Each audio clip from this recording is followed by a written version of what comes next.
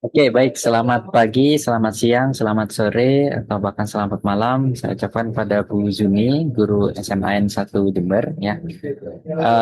Hari ini kita bertemu lagi secara daring, namun seperti biasa, mari kita buka agenda kegiatan hari ini dengan membaca doa. Semoga apa yang akan kita pelajari ke depannya bisa bermanfaat dan tidak mudah untuk dilupakan. Ya. Berdoa dalam hati bisa dimulai.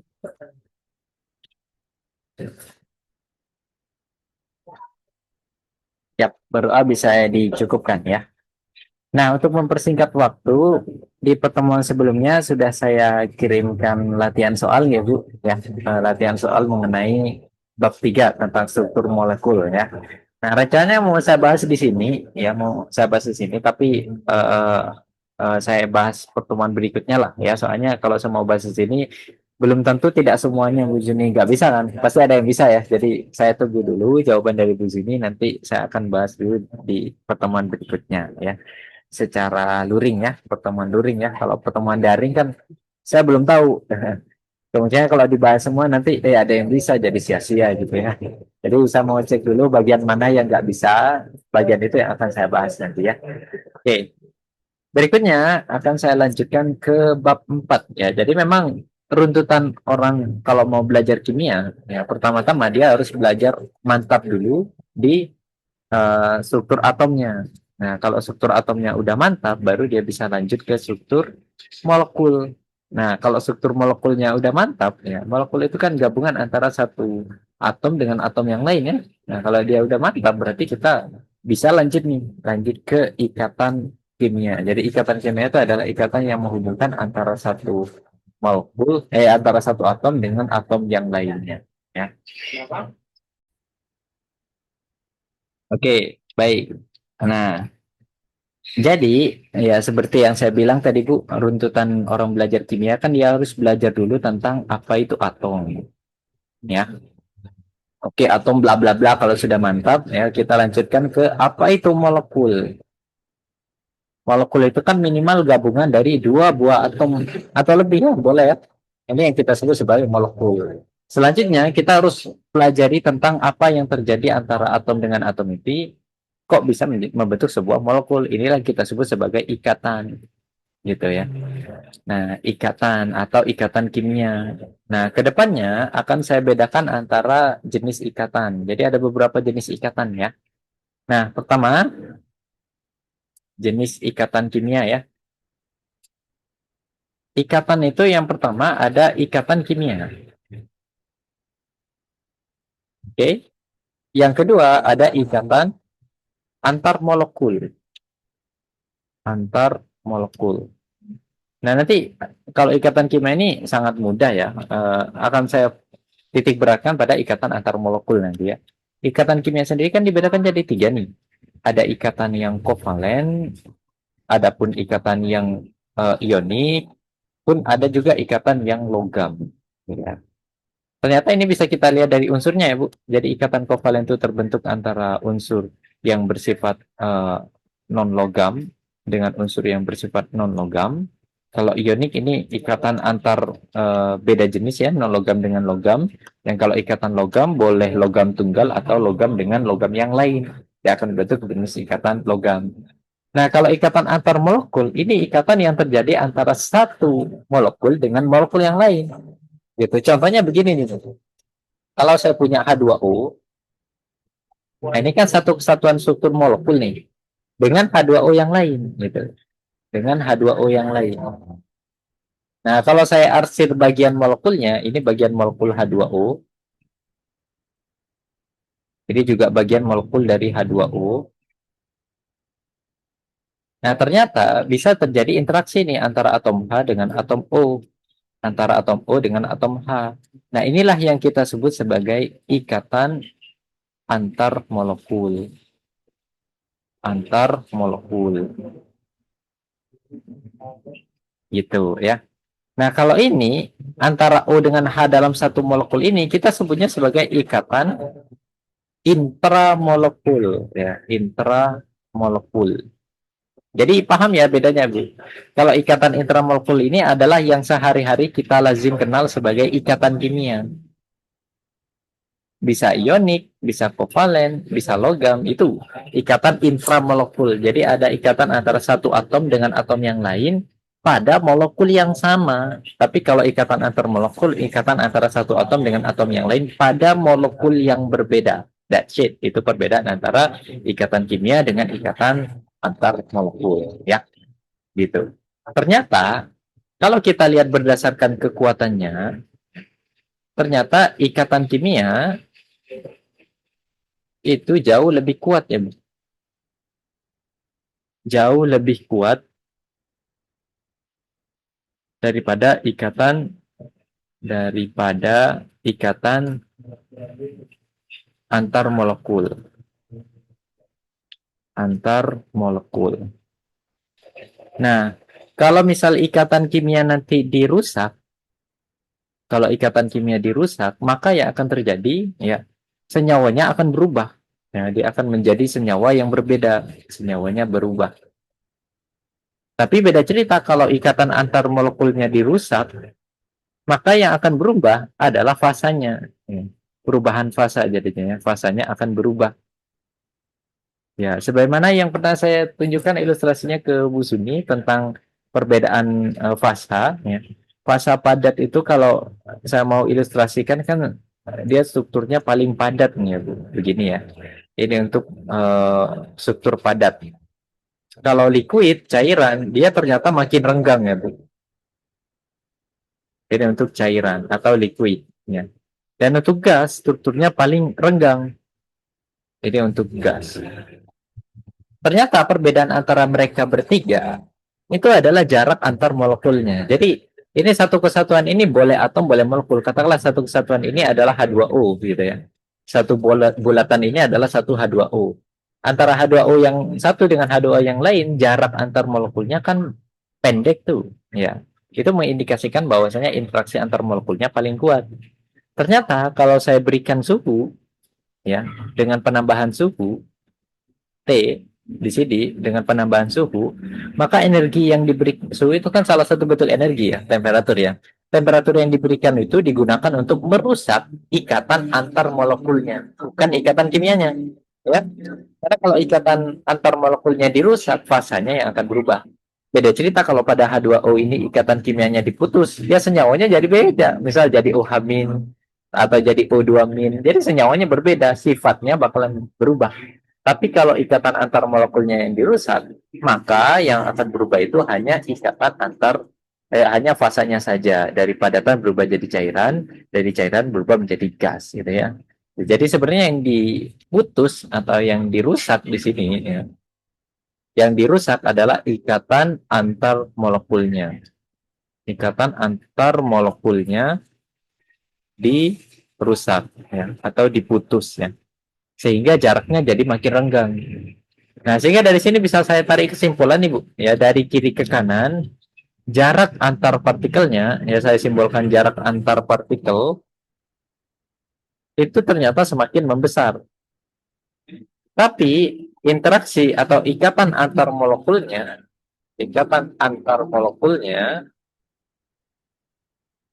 ternyata itu makin melemah ya, gitu. Jadi semakin ke kanan memang jarak antar partikelnya makin besar, tapi ikatan antar molekulnya makin rendah, gitu. Oke? Nah, hari ini akan saya titik beratkan pada ikatan antar molekul ini ya, Bu. Ikatan antar molekul. Atau kedepannya akan saya singkat IAM ya, ikatan antar molekul. Molekul. IAM, IAM. Nah, ternyata ikatan antar molekul yang paling kuat itu diduduki pertama oleh interaksi ionik. Interaksi ionik. Sejatinya interaksi ionik ini terjadi ketika ada ion bertemu dengan ion yang berbeda muatan. Jadi pada dasarnya yang pertama ini adalah kation, yang kedua ini adalah anion. Loh, tapi kan Mas, kalau kation sama anion itu kan membentuk ikatan kimia. Ya, beberapa orang memang menggolongkan ikatan kimia itu sebagai ikatan ionik itu sebagai ikatan kimia, tapi ternyata dia bisa digolongkan ke dalam ikatan antar molekul tapi yang paling kuat gitu ya. Jadi interaksi ionik ini dianggap sebagai interaksi antar molekul, meskipun sejatinya dia bisa dikatakan jenis ikatan kimia, kan masuk dari tiga jenis tadi, kovalen, ionik, atau logam, gitu ya. Nah, interaksi ionik ini terjadi ketika ada ion bertemu dengan ion. Ya, sejatinya contohnya banyak, gitu. Misal saya contohkan senyawa yang paling lazim, NaCl, kemudian KCl, MgBr2, AlCl3, dan seterusnya. Mereka semua mengalami interaksi ikatan ionik, ya, Bu. Yang kedua, yang sedikit lemah daripada interaksi ionik, ada yang namanya ikatan hidrogen atau hydrogen bonding. Nah, ikatan hidrogen ini terjadi ketika ada atom hidrogen bertemu dengan salah satu dari atom yang paling elektronegatif yang ada di tabel periodik. Anggotanya siapa saja, yaitu fluor, oksigen, dan nitrogen. Cuman ada syaratnya, ya. Masing-masing fluor, hidrogen, oksigen, dan nitrogen itu harus terikat sama atom hidrogen. Ya, harus terikat sama atom hidrogen. Ini syaratnya. Ya, kalau syarat ini tidak terpenuhi, maka dia tidak akan terbentuk ikatan hidrogen. Saya mau contohkan di sini, Bu. Saya mau contohkan. Misal, pada senyawaan alkohol, saya ambil contohnya etanol lah. CH3, CH2, OH. Nah, ini kan satu kesatuan molekul nih. Oke, satu kesatuan molekul. Kalau misal saya gambarkan molekul yang sama, ya, molekul yang identik dengan dia, kembarannya, di sini juga ada etanol, CH2, CH3. Nah, ini kan satu kesatuan molekul ini. Nah, ini satu kesatuan molekul. Sweet, sweet. Ini satu kesatuan molekul. Ini juga satu kesatuan molekul. Ternyata bisa terjadi interaksi nih antara atom hidrogen dengan oksigen di sini dan hidrogen dengan oksigen di sini. Maka inilah yang kita sebut sebagai ikatan hidrogen. Kenapa bisa dikatakan ikatan hidrogen? Karena terjadi interaksi tuh antara atom O dengan atom H, di mana atom oksigennya mengikat langsung atom H. Jadi terpenuhi di sini, ya. Atom hidrogennya mengikat langsung sama atom O. Kemudian yang O berikatan dengan H, terpenuhi. Terus yang nggak terpenuhi itu gimana? Misal, ya, saya contohkan yang nggak terpenuhi ya, Bu. Misal, saya punya senyawaan ether, ROR ya. Ether paling sederhana adalah metoksimetana atau dimetil ether. Nah, ini misal ya. Terus salah satu hidrogennya saya bentangkan nih, Bu. CH3-nya saya bentangkan begini. Oke. Terus saya pertemukan dia dengan molekul yang identik dengan dia. Molekul yang sama. CH3, di sini pun CH3. Nah, mungkin sebagian orang bakalan melihat ini kan ada interaksi nih antara atom H dengan atom O. Oh, berarti ikatannya adalah ikatan hidrogen. Ya, kalau ini dibilang ikatan hidrogen, that is totally wrong, salah. Ya, ini bukan ikatan hidrogen karena syarat yang tadi tidak terpenuhi. Apa syaratnya? Syaratnya atom oksigen yang ada di sini, ya, atom oksigen yang ada di sini harus terikat langsung sama atom hidrogen. Masalahnya atom oksigen ini terikat sama atom karbon, gitu. Sehingga tidak bisa dikatakan ini berikatan hidrogen. Begitupun atom hidrogen di sini juga harus terikat sama salah satu atom yang elektronegatif ya, yaitu F, O, atau N. Masalahnya atom hidrogen ini terikat pada atom yang tidak elektronegatif, gitu. Kalau secara fundamental mau saya jelaskan kenapa sih harus terikat langsung itu atom hidrogen sama atom elektronegatif, atom elektronegatif harus terikat sama atom elektropositif. Syarat apa alasannya begini, Bu. Atom oksigen ini kan elektronegativitasnya tinggi. Atom oksigen elektronegativitasnya rendah sehingga kalau mereka bertemu maka di sini akan terbentuk dua kutub. Yang satu parsial negatif, atom elektronegatif, yang satu parsial positif, elektropositif. Begitupun hal yang sama terjadi di sini. Makanya muatannya jadi berbeda, jadi parsial gitu muatannya. Jadi bertolak belakang, akhirnya tarik menarik. Tapi di sini tidak cukup kuat untuk menjadi parsial positif dan parsial negatif karena perbedaan keelektronegatifan tidak jauh. Hal yang sama terjadi di sini. Ini tidak bisa jadi parsial negatif, tidak bisa jadi parsial positif karena perbedaan keelektronegatifnya kurang jauh. Jadi syarat terbentuknya ikatan hidrogen memang atom H bertemu dengan FON, tapi FON-nya sendiri harus berikatan dengan atom H. Kemudian H sendiri harus berikatan dengan atom yang elektronegatif supaya terbentuk asas yang tadi. Sehingga pada dasarnya ini bukan terbentuk ikatan hidrogen. Apa interaksi yang terjadi? Karena molekul dimetil ether ini adalah senyawaan yang polar, ini pun senyawaan polar, maka yang akan terbentuk adalah interaksi dipol-dipol atau dipol permanen, orang kenalnya gitu ya. Gitu. Apa itu dipol-dipol? Makanya saya akan lanjutkan ke jenis interaksi yang ketiga. Ini yang paling lemah. Nah, interaksi yang ketiga ini ada yang kita sebut sebagai gaya van der Waals. Van der Waals. Gaya van der Waals ini dibedakan jadi tiga lagi, Bu. Ya, yang pertama ada gaya dipol-dipol. Dipol-dipol.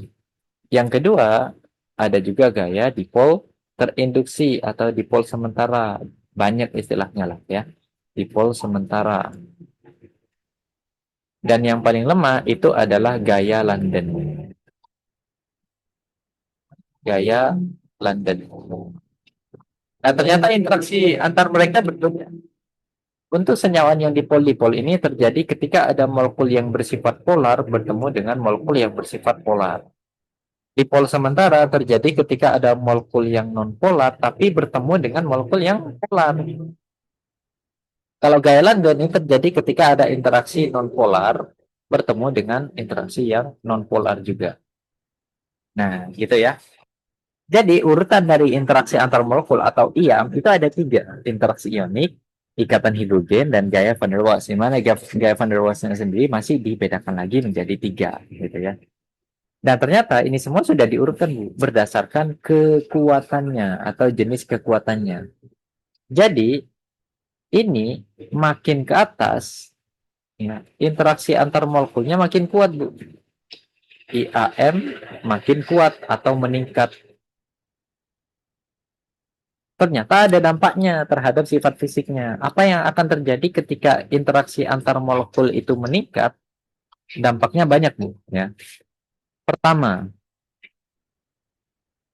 titik didihnya atau TD-nya itu akan meningkat. Ya. Tapi kalau pakai istilah lazimnya, titik didih itu TB ya, boiling point ya. Jadi titik didihnya akan meningkat.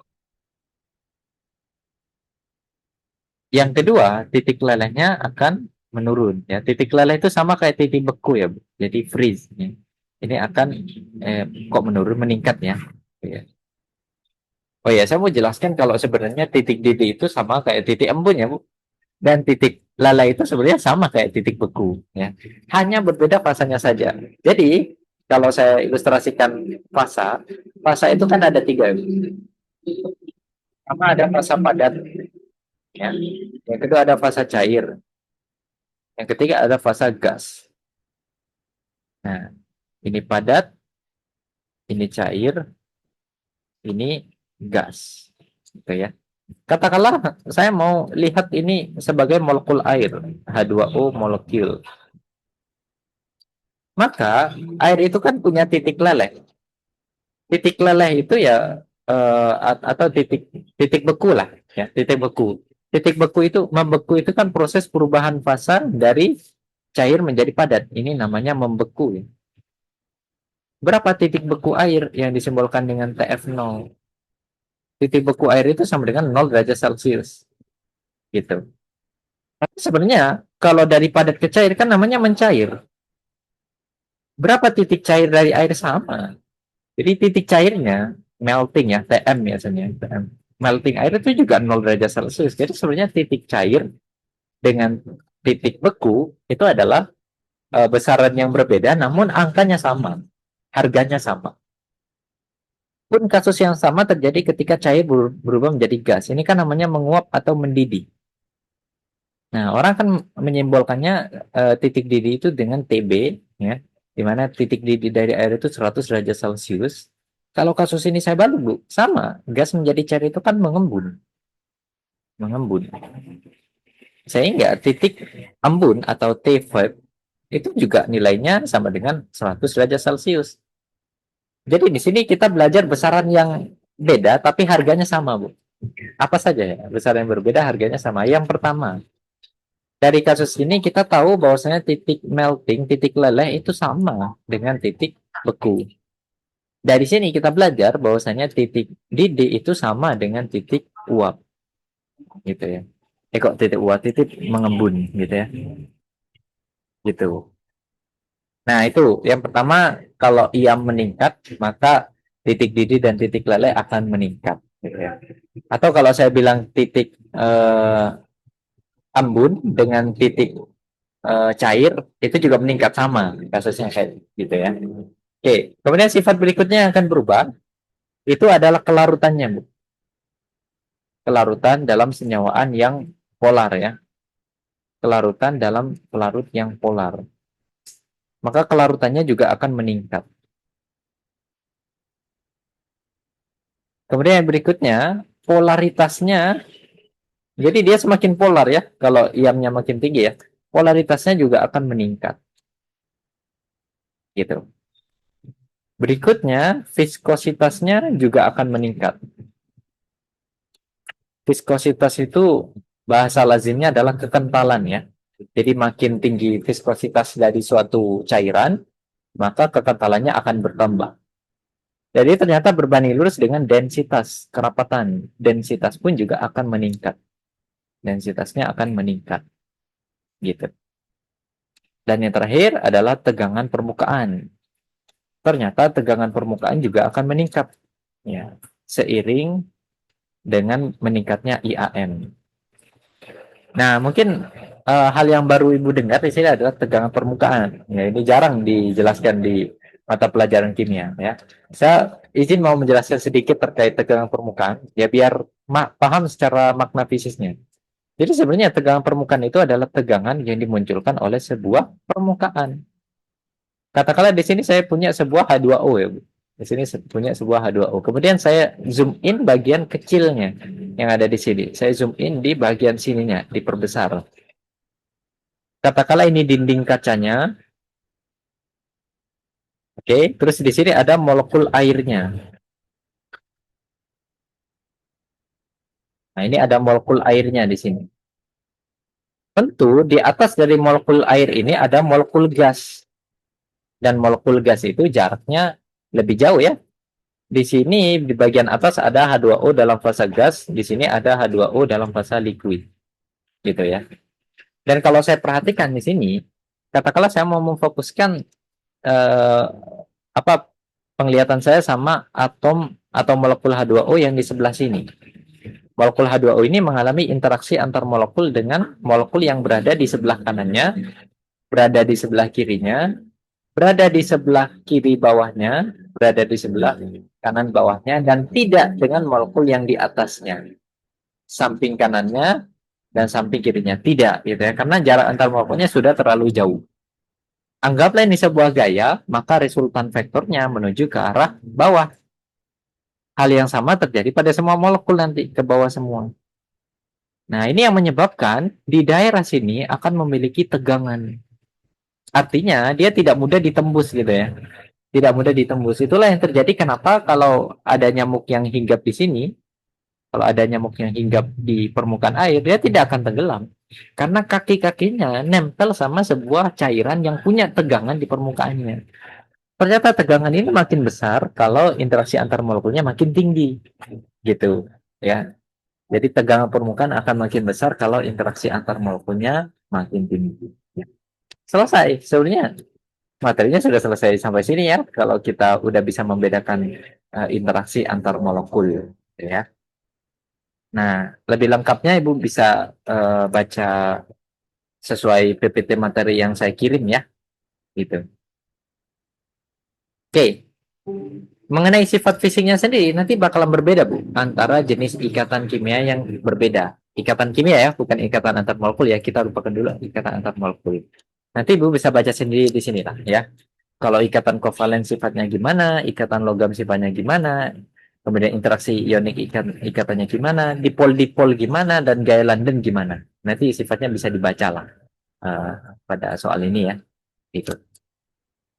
Nah, untuk itu saya mau langsung solve beberapa latsol di sini. Ya, saya mau coba solve beberapa latsol. Pertama, Latihan 4.1. Urutkan senyawa berikut berdasarkan kenaikan titik didihnya. Nah, itu yang pertama nih sederhana ya, Bu. Ya. Masing-masing harus kita identifikasi interaksi antar molekulnya, ya. Jangan lupakan tentang struktur molekul, bagaimana cara menggambarkan struktur Lewis ya. F2 itu strukturnya seperti ini. Oke. HBr itu strukturnya sebagaimana berikut. NaCl strukturnya Na plus dan Cl min. HF strukturnya H bertemu dengan F. Ya. Nah, kalau saya identifikasi dari jenis ikatan dulu, ikatannya beda-beda di sini, Bu. Ini kovalen, ini juga kovalen, ini juga kovalen, tapi yang ini ikatannya adalah ionik. Jadi jelas dia nanti akan memiliki ion yang paling tinggi. Interaksi antar molekul dari interaksi ionik kan top tier itu ya. Dia paling di paling atas ya. Artinya nanti titik didihnya pasti paling tinggi gitu ya. Sehingga jenis interaksinya di sini bisa saya tulis dia akan mengalami interaksi ionik. Interaksi ionik. Oke, berikutnya. F2 ini merupakan senyawaan yang bersifat nonpolar. HBr itu bersifat polar, NaCl itu bersifat polar, HF itu bersifat polar. Nah, otomatis yang bersifat nonpolar dia akan mengalami gaya yang paling lemah, yaitu gaya London. Nah, kalau yang bersifat polar, sifatnya dua. Dia nanti bisa mengalami interaksi dipol-dipol atau bisa naik kasta menjadi ikatan hidrogen kalau kasusnya spesial khusus. Contohnya HBr. HBr kan polar, tapi tidak bisa mengalami ikatan hidrogen karena tidak termasuk dari salah satu atom FON. Maka mentok-mentok gayanya adalah dipol, dipol-dipol. Tapi HF meskipun dia polar, tapi kan dia bisa mengalami ikatan hidrogen tuh. Ikatan hidrogen di sini. Nah, ternyata dari kelasnya saja sudah berbeda di sini. Kelas interaksi antar molekulnya sudah berbeda. Maka kita bisa urutkan kenaikan titik didihnya berdasarkan kenaikan kekuatan interaksi antar molekulnya. Jadi yang paling lama adalah gaya London. Sehingga titik didih dia, TB dari F2 itu paling lemah. Dilanjutkan oleh dipol-dipol, yaitu titik didih dari HF. Dilanjutkan titik didih dari si kok HF dulu. HBr ya maksudnya. HBr, kemudian titik didih dari HF, begitu ya Bu. Dan diakhiri oleh titik didih dari NaCl. Karena dia mengalami interaksi yang paling kuat dari NaCl itu ya. Selesai, sederhana ya. Nah, berikutnya soal nomor 2. Tuliskan semua jenis interaksi antar molekul yang terjadi pada molekul asam semut. Ya, asam semut kenapa namanya asam semut? Karena memang kalau kita ekstraksi sebuah semut, ya semut kaleng biasanya mengandung ini ya. Katakanlah ini semut gitu ya. Dia punya badan. Ternyata semut itu badan badan dari semut itu yang besar ini ya, Bu. Jadi yang di sini ternyata lehernya gitu kan. Dia punya kaki gitu ya. Kalau kita ekstraksi di sini itu hampir 80% isinya adalah asam semut HCOOH atau nama UPEC-nya adalah asam karboksilat yang paling sederhana atau asam etanoat. Nah, kalau saya gambarkan struktur molekulnya seperti ini dia gitu. Nah, terus diminta untuk menjelaskan seluruh jenis interaksi yang ada pada dia. Coba saya pertemukan dia dengan atom hidrogen yang lain. Kok atom hidrogen yang lain? Atom senyawa asam semut yang lain. Nah, begini ya. Ini kan molekul yang sama nih.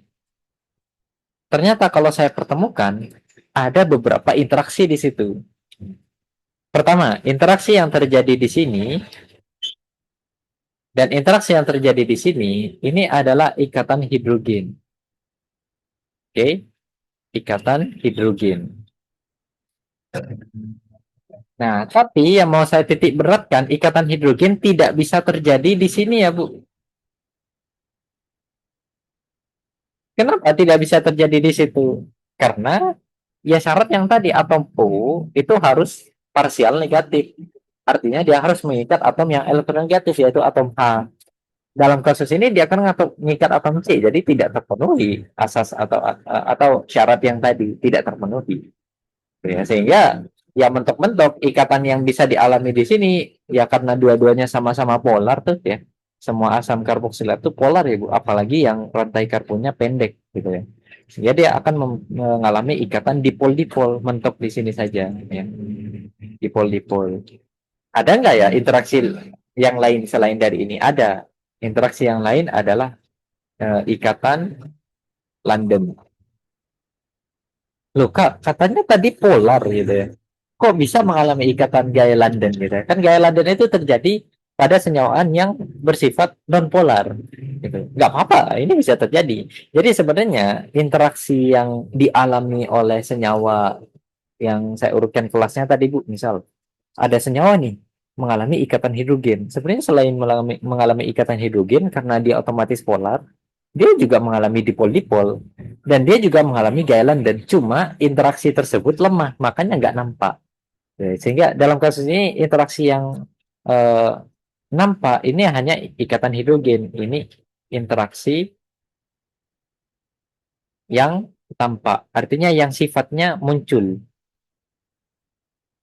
Kalau ikatan London dan ikatan dipol-dipol nanti sifatnya tidak akan muncul karena interaksinya jauh lebih lemah. Jadi sesuatu yang akan dimunculkan itu adalah interaksinya yang dominan, yang paling kuat dari sebuah molekul gitu ya.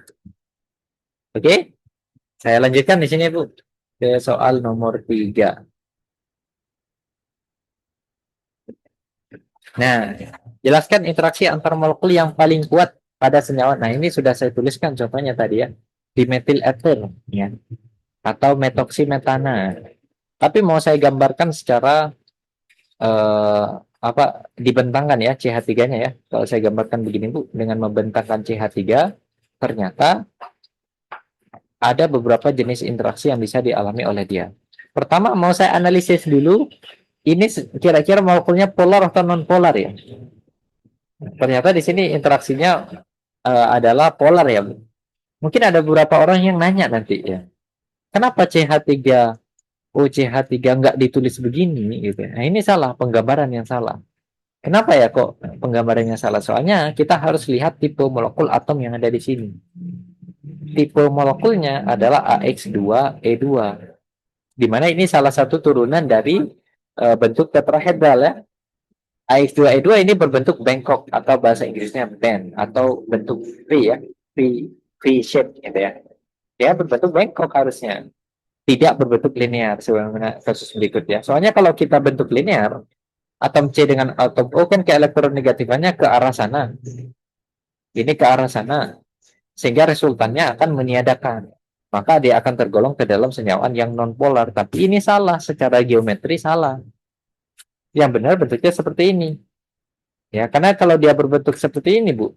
Ya, jadi interaksi C dengan O menuju ke arah O, ini menuju ke arah O, nanti dia punya resultan yang bergerak ke arah atas. Nah, ini resultannya. Resultan. Jadi kalau resultannya bergerak ke atas, maka dia digolongkan ke dalam molekul yang polar. Oke, kalau dia mengalami, kalau sudah tergolong ke dalam molekul polar, bisa nggak ya? Kan masih ada interaksi yang lebih tinggi daripada dipol-dipol, yaitu ikatan hidrogen. Misal saya sejajarkan dia dengan atom yang sama, CH3, ini pun CH3, gitu ya. Nah, di sini kan sewajarnya ada nih interaksi antara atom O dengan H. Tapi interaksi yang ini belum cukup kuat untuk dikatakan ikatan hidrogen ya. Kasusnya sama kayak tadi. Atom H-nya tidak parsial positif, atom O-nya tidak parsial negatif. Sehingga ya dia mentok-mentok hanya mengalami interaksi ikatan dipol-dipol saja. Ya, dipol-dipol saja, dipol only. Gitu ya. Tidak sampai mengalami ikatan hidrogen. Nah, pertanyaannya, apakah dia masih bisa mengalami gaya London? Bisa, gitu ya. Gaya Londonnya ada, gitu. Cuma gaya Londonnya tidak sekuat ikatan dipol-dipolnya. Gitu. Makanya kalau ditanya tuliskan jenis interaksi antar molekul yang paling kuat, ya jawabannya adalah ikatan dipol-dipol. Gitu, ya. Oke, berikutnya. Soal nomor 4, ya. Saya mau coba bahas di sini soal nomor 4. Nah, ini tentukan zat manakah yang memiliki tegangan permukaan yang lebih besar? Apakah di etil ether atau 1,3 propanadiol? Nah, tegangan permukaan itu berbanding lurus dengan interaksi antar molekul. Jadi, tugas kita sebenarnya tinggal nyari nih, Bu, siapa yang interaksi antar molekulnya paling kuat, maka dia gaya dipol-dipolnya paling kuat. Ya, sederhananya gini, tinggal saya urut ini ya. Pertama, ini saya punya CH3, CH2O, CH3, CH2 ya. Ini ternyata molekulnya adalah molekul ether. Kemudian yang kedua adalah propanadiol ya. CH2, CH2, CH2, tapi OH-nya ada dua di sini. Nah, ini meskipun molekulnya polar dan ini juga molekulnya polar, tapi di sini ada ikatan atom O dengan atom H secara langsung sehingga dia memungkinkan selain mengalami ikatan dipol, dia juga bisa mengalami ikatan hidrogen gitu. Sementara ini tidak ada ikatan atom O langsung dengan atom H sehingga mentok-mentok interaksi yang bisa dialami oleh molekul ini adalah ikatan dipol-dipol gitu. Ya, notabene memang ikatan hidrogen itu lebih kuat daripada ikatan dipol-dipol. Sehingga kalau ditanya berapa mana yang tegangan permukaannya lebih tinggi, jelas 1,3 propanadiol diol itu memiliki tegangan permukaan yang lebih tinggi. Tegangan permukaan lebih tinggi. Lebih tinggi. Kenapa? Ya alasannya tadi. Berikan alasan Anda karena interaksi antar molekulnya lebih kuat. Gitu. Kalau mau dijabarkan ya kasih strukturnya sebagaimana gambar yang ada di bawah ini. Nah, gitu ya, Bu. Kira-kira nanti cara mengajarkan ke siswanya, hal yang mau saya titik beratkan itu adalah bagian membedakan ini. Ya, kalau siswa itu diminta untuk membedakan interaksi antar molekul dari dipol-dipol, dari dipol sementara Galen dan ikatan ionik itu mudah. Tapi yang sulit membedakan itu apakah dia bisa mengalami ikatan hidrogen atau enggak. Gitu. Jadi syarat yang tadi yang jarang dikenal kayak ini, ether itu sebenarnya sampai kapanpun tidak akan pernah bisa mengalami interaksi antar molekul ikatan hidrogen karena tidak ada atom O yang berikatan langsung dengan atom H. Artinya polaritas ikatan OH-nya tidak cukup kuat untuk menjadi parsial positif dan parsial negatif, gitu. Perbedaan elektronegatifnya atau delta C-nya kurang besar, gitu ya. Oke, itu ya. Berikutnya akan saya masuk ke bab evaluasinya ya. Ada beberapa soal naskah OSMK kimia, naskah asli yang mau saya bahas di sini tuh ya. Pertama, soal OSMK kimia tahun 2024 nomor 5. Urutan senyawa-senyawa berikut berdasarkan kenaikan titik didihnya, jadi tinggal diurutkan berdasarkan interaksi antar molekulnya. Iamnya siapa yang makin tinggi, maka titik didihnya makin tinggi. Pertama, itu ada senyawaan C3H8, ya, senyawaan propana. Ini sangat jelas. Propana itu CH3, CH2, CH3. Jelas itu molekulnya adalah molekul yang nonpolar. Otomatis interaksi yang bisa dialami oleh dia hanya gaya London. Pasti dia paling lemah. Kan gayanya cuma gaya London, ya. Kemudian yang kedua, CH3, CO CH3. CO CH3. Nah, ini molekulnya adalah molekul keton, ya. Keton itu adalah senyawaan yang polar ya. Karena dia punya momen dipol ke arah sana, momen dipolnya. Oke. Karena dia molekul polar, jadi jawabannya kayak tadi, apakah bisa mengalami terupgrade menjadi interaksi ikatan hidrogen atau kalau nggak bisa ya tetap dipol-dipol. Ternyata nggak bisa dalam kasus ini. Karena nggak ada atom oksigen yang berikatan langsung dengan atom hidrogen. Sehingga mentok-mentok ikatan yang bisa dialami oleh dia adalah ikatan gaya ikatan dipol-dipol ya. Ikatan dipol-dipol. Oke. Berikutnya H2O. Nah, kalau digambarkan H2O itu strukturnya sebagaimana berikut ya. Memang berbentuk bengkok dan resultan gayanya juga ke arah sana. Makanya dia digolongkan ke dalam molekul yang polar. Ya, meskipun dia polar, tapi dia bisa mengalami ikatan hidrogen, gitu ya. Ikatan hidrogen. Nah, kemudian soal lanjutannya di sini, dia juga ngasih senyawaan propanol, Bu. CH3, CH2, CH2OH. Ini juga merupakan senyawaan yang polar dengan resultan ikatannya ke arah sana, ya. Dia juga senyawaan polar, tapi polarnya bisa mengalami ikatan hidrogen. Nah, kita bingung nih mau ngurutinnya. Ikatan hidrogen itu yang mana? Nah, ini poin plus dari semua soal Olimpiade Sains Nasional itu pasti soal yang biasa tapi punya soal upgrade-annya, Bu. Dalam kasus ini ini kan gaya London di polipol ini kan biasa ya, tapi gimana kita mengurutkan ikatan hidrogen dengan ikatan hidrogen ini? Kita bisa lihat dari jumlahnya. Ya, tapi sebelum itu sebagai preview, mungkin Ibu pernah mengurutkan titik didih dari senyawaan helium, neon, argon, kripton gitu ya. Ya kan senyawanya berbeda-beda gitu ya. Tapi masing-masing dari mereka adalah senyawaan yang non polar. Bagaimana mau membentuk polar kalau cuma apa monoatomik ya, atom yang tunggal. Nah, gimana cara kita mengurutkan titik didihnya? Padahal sama-sama molekul nonpolar, artinya gaya yang dialami sama-sama gaya London. Nah, ternyata bisa kita urutkan berdasarkan MR-nya. Jadi kan semakin ke bawah, ini semakin berat nih. Massa molarnya semakin meningkat. Ya. Ternyata ketika massa molar semakin meningkat, apa interaksi antar molekul juga semakin meningkat. Sehingga dampak-dampak sifat yang tadi juga akan meningkat mulai dari titik didih, titik leleh, kerapatan, ya, kemudian viskositas, tekanan permukaan dan lain sebagainya, ya. Dia akan meningkat. Nah, dalam kasus ini sama-sama ikatan hidrogen. Berarti selanjutnya, kita ngelihat dari massa molarnya nih ya.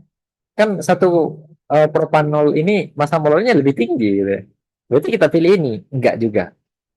Kita harus ngelihat dari jumlah ikatan hidrogennya, Bu. Di sini ada dua ikatan hidrogen yang bisa dialami. Kan ikatan UH-nya ada dua. Sementara di sini cuma ada satu. Dan ini sudah cukup untuk menjadi pembeda antara mereka berdua. Sehingga titik didih yang paling lemah tentu dipegang oleh ini, dilanjutkan oleh ini, dilanjutkan oleh alkoholnya meskipun MR-nya lebih tinggi, dan yang paling tinggi itu adalah air. So, the right option is uh, D ya. Ini ya. Gitu ya, soalnya ada opsi yang membalik antara urutan air dan konon ini. Kalau exact value-nya titik didihnya itu sekitar 100 derajat Celcius ya, Bu. Tapi ini titik didihnya bisa dicek nanti di Google, ini 97 derajat Celcius gitu ya, meskipun MR-nya lebih tinggi. Jadi kapan kita menggunakan MR? Ketika jenis interaksinya sudah sama dan jumlah jenis interaksinya juga sudah sama, ya. Ketika interaksinya sama dan jumlah interaksi antar molekulnya sudah sama. Gitu. Jadi hal yang sama terjadi nanti, misal saya punya senyawaan ini, Bu. Ini kan tuh 2 3 4 4 ya. Terus saya kasih UH di sini, Bu. Di jumlah karbon yang sama saya kasih UH-nya 2. Di jumlah karbon yang sama saya kasih UH-nya 3. Gini. Ternyata ini titik didihnya meningkat kalau saya urutin boiling point-nya. Boiling point-nya. Jadi ini meningkat gitu. Kenapa? Karena di sini hanya bisa mengalami satu ikatan hidrogen. Di sini bisa mengalami dua ikatan hidrogen. Di sini bisa mengalami tiga ikatan hidrogen. Jadi quantity yang berpengaruh di sini. Makin banyak jumlah interaksi antar molekul yang bisa dialami, makin tinggi juga interaksi antar molekul. Gitu ya. Oke, di sini akan saya lanjutkan ya, Bu, ke soal OSN Kimia tahun 2023 nomor 3. Berikut soalnya. Di antara keempat molekul di bawah ini, gitu ya, manakah yang akan memiliki interaksi ikatan hidrogen di dalamnya ya?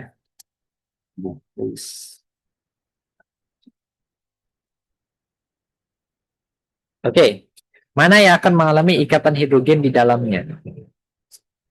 Oke, caranya sederhana di sini, Bu. Kita harus gambarkan molekulnya satu persatu. Pertama, CH3, atom pusatnya adalah karbon, ya, di mana dia mengikat 4 substituen. Dia mengikat atom fluor, fluor, fluor, dan hidrogen. Pertanyaan saya, apakah ini tergolong ke dalam molekul yang polar? Iya, tergolong ke dalam molekul yang polar. Karena di sini ada polaritas ikatan menuju atom F. Resultannya kemana? Resultannya jadi ke arah sananya. Jadi resultannya. Sehingga dia tetap tergolong ke dalam molekul yang polar. Pertanyaan berikutnya, apakah dia bisa mengalami ikatan hidrogen? Gitu ya. Apakah bisa mengalami ikatan hidrogen? Oh, ini ada atom F, Kak, dan ada atom H. Artinya kalau dia bertemu dengan atom sejenisnya, katakanlah saya gambarkan begini ya, Bu. F, F, F gitu ya. Nah, ada nih interaksi antara F dengan H, tapi ini ternyata bukan ikatan hidrogen. Alasannya sama. Ini tidak cukup parsial positif, ini tidak cukup parsial negatif karena tidak berikatan sama atom, hanya tidak berikatan sama atom elektronegatif. Atom elektronegatifnya tidak berikatan sama atom H, sehingga mentok-mentok interaksi yang dialami oleh dia adalah ikatan hidrogen. Gitu, ya. Gitu. Kalau kalau orangnya apa menggambar dan ada F-nya nih, ada H-nya, berarti ikatan hidrogen salah jadi. Jadi harus diinteraksi dari strukturnya. Oke, berikutnya glukosa. Glukosa itu kadang disebut polihidroksida karena dia punya banyak OH ya, Bu, di sini, ya. Nah, ini adalah struktur dari glukosa. Oke. Glukosa itu punya struktur yang siklik atau struktur yang Fischer, ya. Jadi struktur yang kiri ini struktur Fischer yang dibentang luruskan. Oleh sebelah kanan ini struktur yang eh, sikliknya, ya. Nah, struktur siklik ini ternyata dari sini kita bisa lihat dia banyak memiliki OH. Jadi nggak usah diragukan lagi, bisa nggak mengalami ikatan hidrogen? Sangat bisa. Bahkan titik didihnya tinggi dia. Karena polihidroksida banyak OH yang bisa diikat oleh dia. Gitu ya. Berikutnya, trifluorobenzena. Gitu ya. Trifluorobenzena ini adalah benzena trisubstitusi. Ya, jadi benzena biasa yang disubstitusikan 3 atom F gitu ya. Nah, pola susunnya ini bebas ya, Bu. Pola susunnya bebas ya. Maksudnya bisa saya susun benzenanya menjadi polar atau non polar ya. Kalau saya pengennya menjadi non polar, maka F-nya saya letakkan di posisi simetris seperti ini. Nah, ini trifluorobenzena. Kalau pengen ini jadi non polar ya. Kalau pengen menjadi polar, letakkan aja barengan di sini. Ya. Jadi dia akan menghasilkan molekul yang non polar di sini dan molekul yang polar di sini. Kalau misal strukturnya seperti ini, maka dia akan mengalami ikatan dipol-dipol. Kalau seperti ini, dia akan mengalami gaya Lambert. Oke, gitu. Jadi tergantung jenis interaksinya. Loh, kan ada atom F, ya. Di sini ada atom H. Bisa nggak berinteraksi? Nggak bisa. Syaratnya sama kayak tadi. Atom H-nya harus berikatan dengan atom yang elektronegatifnya tinggi. Atom F-nya harus berikatan dengan H. Dalam kasus ini tidak terpenuhi. Dia mentok-mentok interaksi yang paling tinggi dialami ya di polipol dengan syarat dia harus polar gitu ya. Jadi harus disusun seperti ini, resultannya ke arah sini nanti ya. Gitu. Sehingga ini nggak bisa juga. Yang terakhir adalah asam triklooroasetat. Ya. Nah, tadi kan 2 benar, 1 dan 3 salah. Ya, sebenarnya udah bisa kita pilih, pasti jawabannya ini kan. Dan 4 ini pasti benar. Coba saya gambarkan triklooroasetat. Ya. Itu gambarnya seperti ini. CuOH, ya. Terus dia punya 3Cl. CCl3 ya di sini. C, Cl, Cl, Cl. Nah, ini jelas-jelas adalah senyawaan yang polar. Namun, polarnya spesial karena dia punya OH sehingga dia bisa mengalami ikatan hidrogen. Gitu ya. So, the right answer is D ya. Jadi 2 dan 4 adalah molekul yang bisa mengalami interaksi ikatan hidrogen. Oke, begitu ya. Ya gampang lah tentang bab 4 ini ya. Bisa saya selesaikan dalam setengah pertemuan ini ya. Oke, ya harapnya kalau tidak ada yang ditanyakan ya, akan saya lanjutkan ke bab berikutnya, Bu. Ya, akan saya lanjutkan ke bab berikutnya. Bab berikutnya itu kita akan membahas tentang struktur dari kristal. Ya. Ini tentu tidak dipelajari di SMA, jadi kalau Ibu mau mengajar topik ini nanti perlu energi yang lebih banyak. Karena siswa itu belum pernah belajar tentang struktur kristal ya. Tapi begini, yang mau saya jelaskan perbedaan antara ikatan kovalen dengan ikatan ioniknya. Sebenarnya ada perbedaan mendasarnya ya, Bu. Misal saya contohkan ikatan kovalen dulu yang terjadi pada molekul air. Katakanlah saya punya molekul air di sini, Bu. Kemudian saya juga punya molekul air di sini.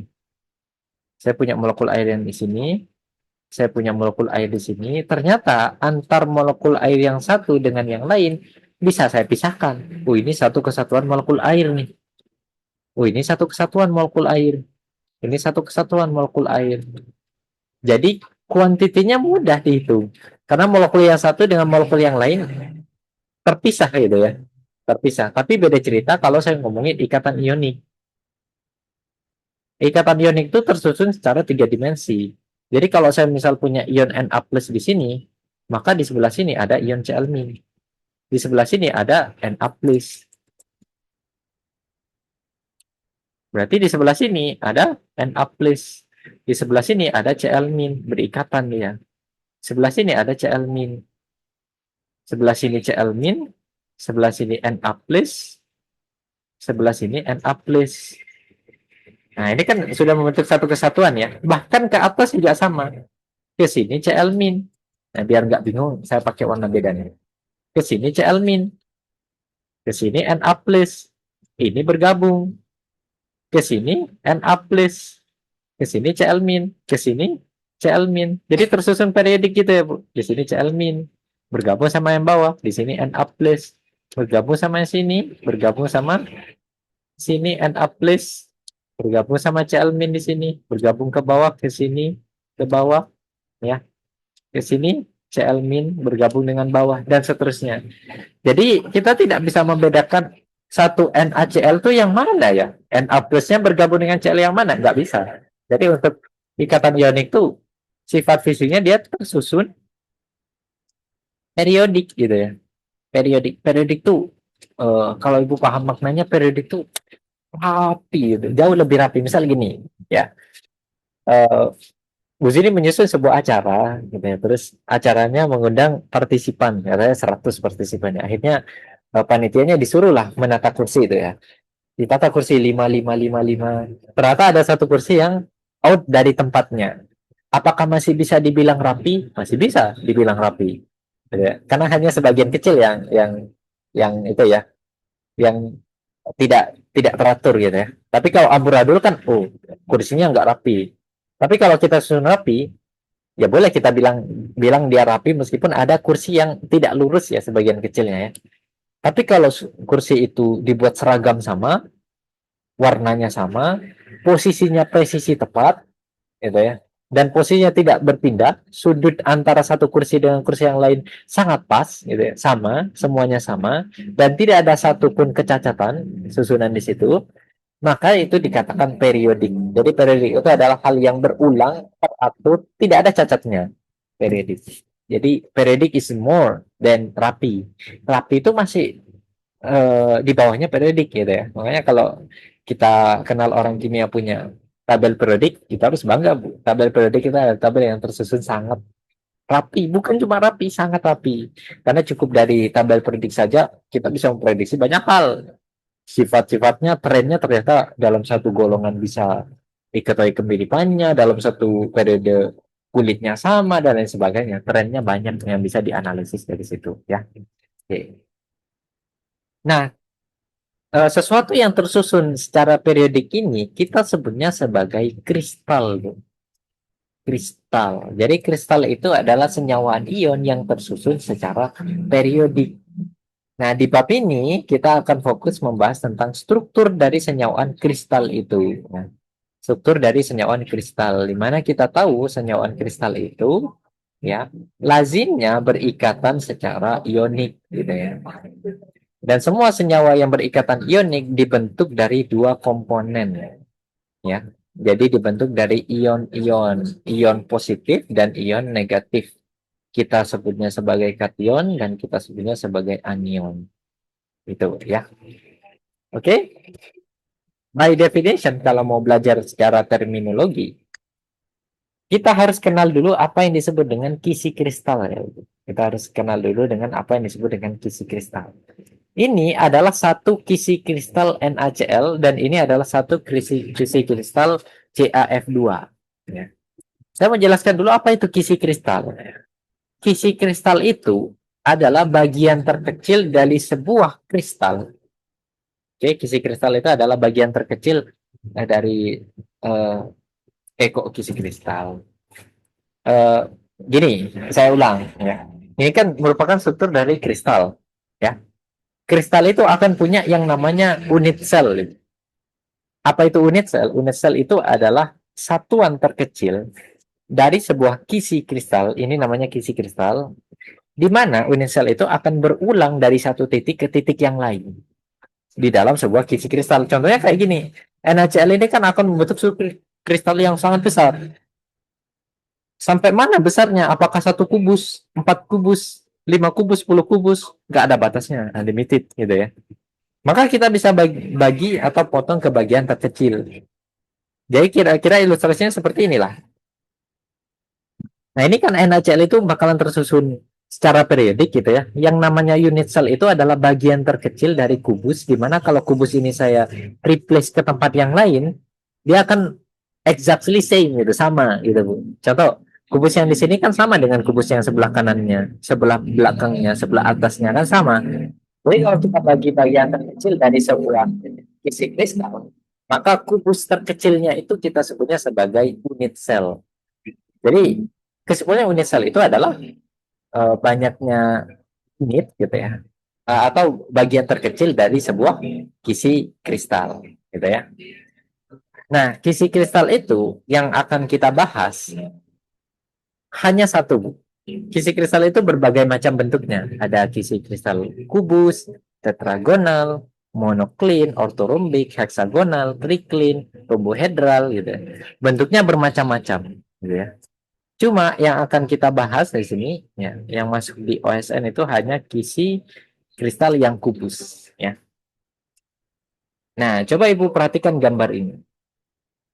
Jika saya punya bidang 3 dimensi, maka panjangnya sisi di sumbu X itu saya misalkan A, panjangnya sisi di sumbu Y itu dimisalkan B, dan panjangnya sisi di sumbu Z itu dimisalkan C.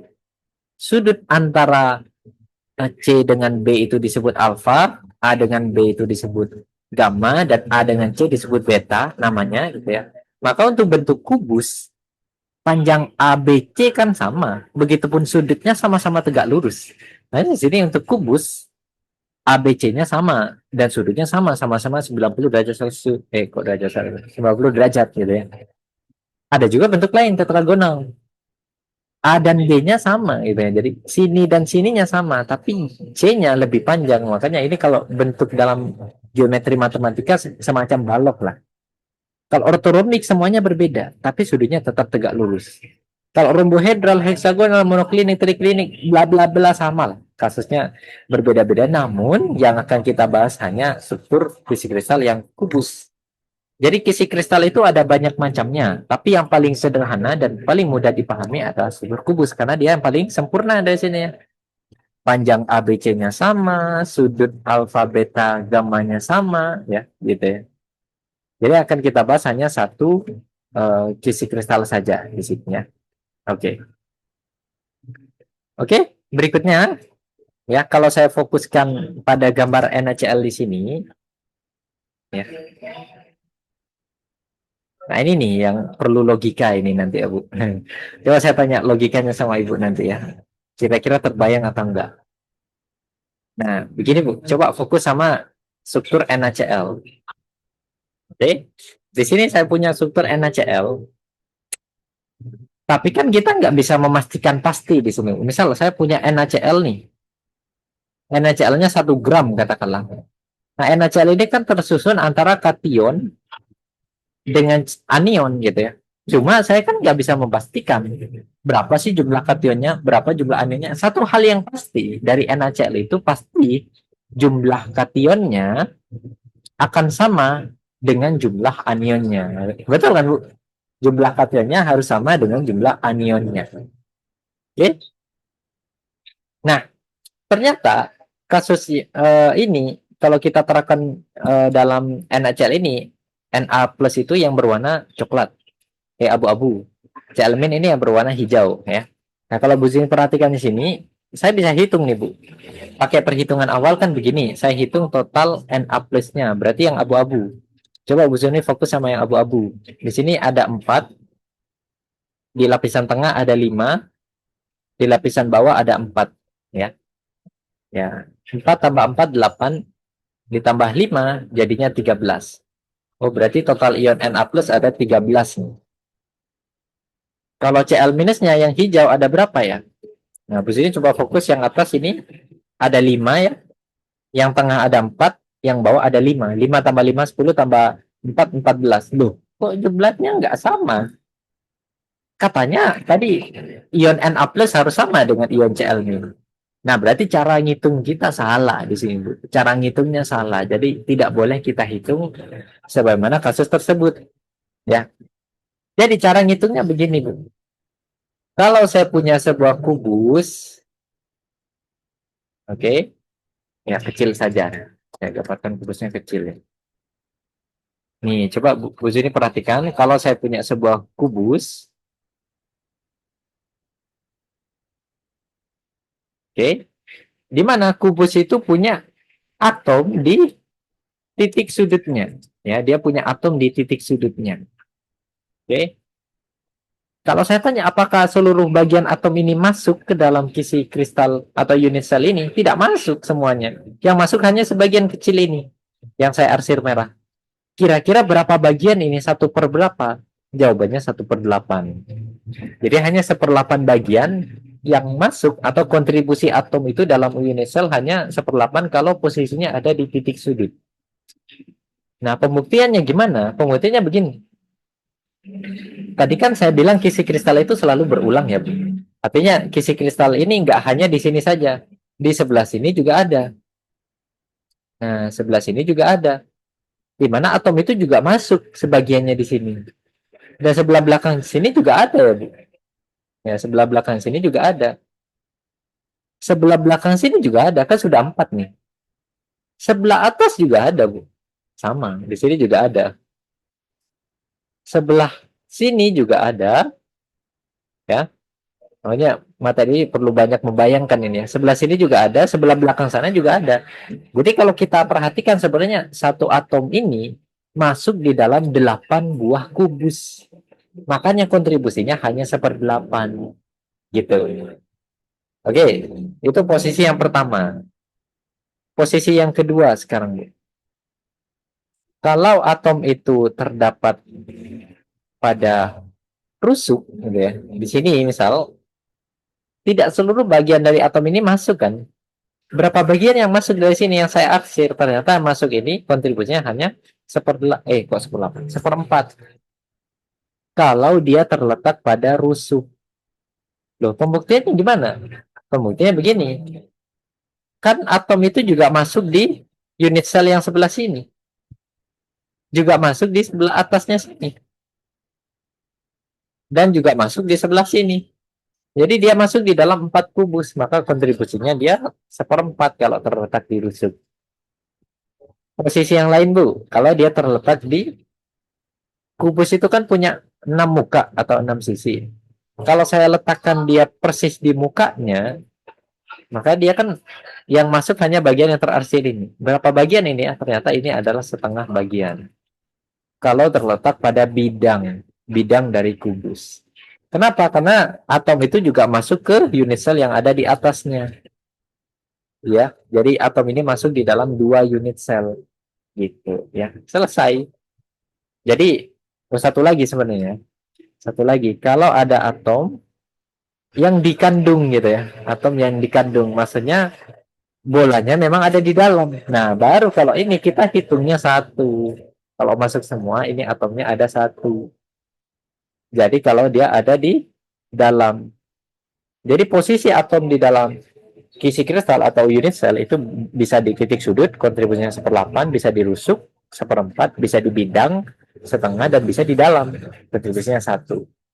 Maka dari itu bisa kita hitung lagi untuk kasus ini berapa total ion Na plusnya dan Cl minusnya. Kan cara ini salah tadi.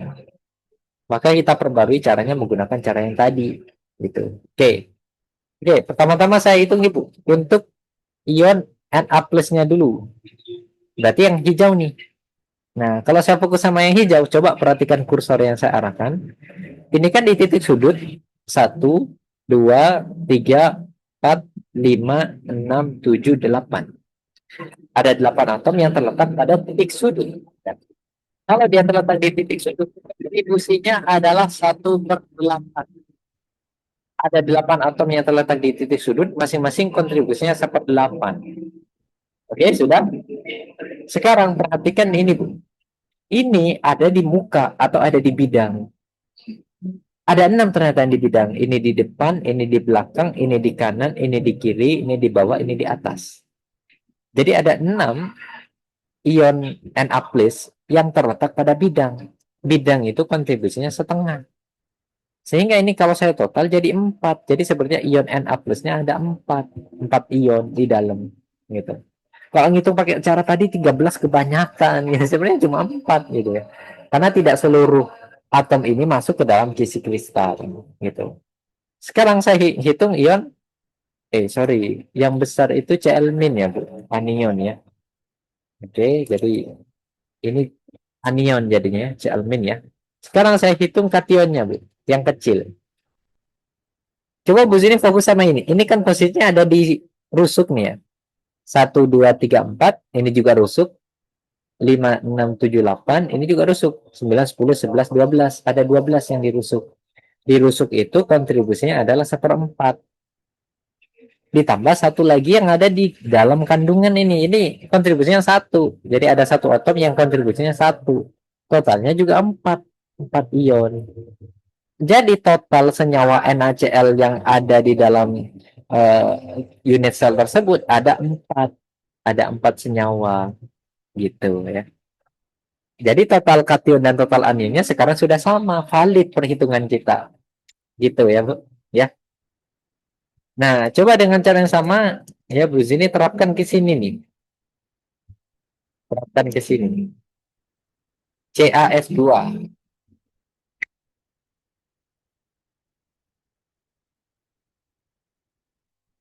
Nah, untuk CaF2 ya kita kan tahu ya by molecule CaF2 itu terionisasi menjadi Ca2 plus ditambah 2F minus gitu ya. Ya, kalau kita bandingkan koefisien nanti di dalamnya ion katakanlah kalau di sini X, maka di sini X, di sini 2X gitu ya. Sehingga jumlah dari F minus itu akan lebih banyak ya. Sama dengan 2 kali lipat dari jumlah Ca2 plus nanti. Coba kita buktikan dengan cara menghitung, tapi hitungnya pakai cara yang tadi gitu ya. Sini sudah ada keterangannya ya. Dan sudah diberi keterangan di situ. Yang warna ungu ini adalah Ca2 plus. Jadi akan saya hitung dari total ion Ca2 plusnya dulu ya, Bu. Perhatikan kursor saya, Bu. Ca2 plus itu terletak di titik sudut sebanyak 8. Di titik sudutnya ada. Dan ada di bidang. Di bidang kubus kan ada 6. Maka kontribusinya sama kayak tadi ya. 1/8 dikali 8, karena ada 8 atom yang terletak di titik sudut, ditambah 1/2 dikali 6 karena ada 6 atom yang terletak di bidang, jadinya 4. Nah, kalau Cl minusnya ya, kalau saya itu kok Cl minus, F minus ya. F minusnya ini adalah yang hijau, dan semua atom atau anion yang hijau ini terletak di dalam. Ada berapa? Ada 8. Kontribusinya 1 kalau ada di dalam, jadi 8. Sehingga ini valid gitu ya. Berdasarkan asas yang tadi, harusnya jumlah ion F- di dalam unit cell 2 kali lipat daripada kationnya gitu. Dan ini valid kalau kita buktikan Jadi kita belajar cara ngitung yang baru tadi ya. Gimana untuk kation dan gimana untuk anion gitu ya. Itu Bu yang terjadi pada senyawa ion. Jadi senyawa ion itu akan membentuk sebuah kisi kristal ya. Dia akan membentuk sebuah kisi kristal. Jadi prosesnya secara periodik berulang nih, Bang. Berulang, berulang, berulang dan seterusnya. Ya. Oke. Nah, itu yang terjadi pada senyawa ion ya. Jadi kation dan anion akan tersusun secara periodik. Ya. Ternyata atom atau unsur juga bisa membentuk kisi kristal. Bagi siapa? Bagi logam. Jadi senyawaan logam ya umumnya logam ya, tapi non logam juga bisa nanti ya. Senyawa logam umumnya itu juga membentuk sebuah kisi kristal. Asal dia berbentuk monoatomik. Jadi tidak bergabung dengan atom lain. Jadi tunggal aja gitu ya. Contohnya natrium, natrium aja gitu ya. Sendirian, nggak bergabung dengan atom lain. Ini juga bisa membentuk kisi kristal. Tapi kisi kristalnya sedikit berbeda. Kisi kristalnya ada tiga bentuk di sini. Ada 3+1 sebenarnya. Tapi yang satu nggak wajib Bu Sudi pelajari nanti ya. Nah ini tiga bentuk kisi kristal yang akan saya pelajari di sini Bu. Kita pelajari ya. Oke, ada tiga kan di sini.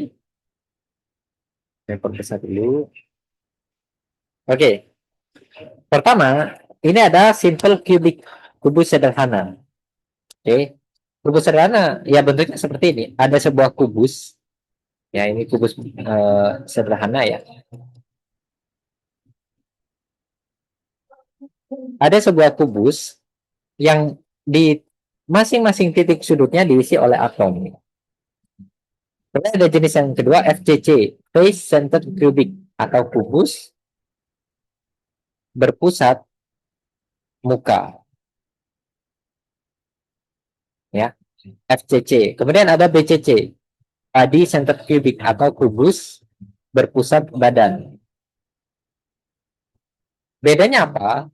Kalau simple cubic kan atom-atomnya terletak di titik sudutnya saja, ya. Tapi kalau face center cubic selain di titik sudut dia juga ada di muka. Di mukanya juga ada. Kalau body center cubic selain terletak di titik sudut dia juga ada di badannya, di dalam badannya.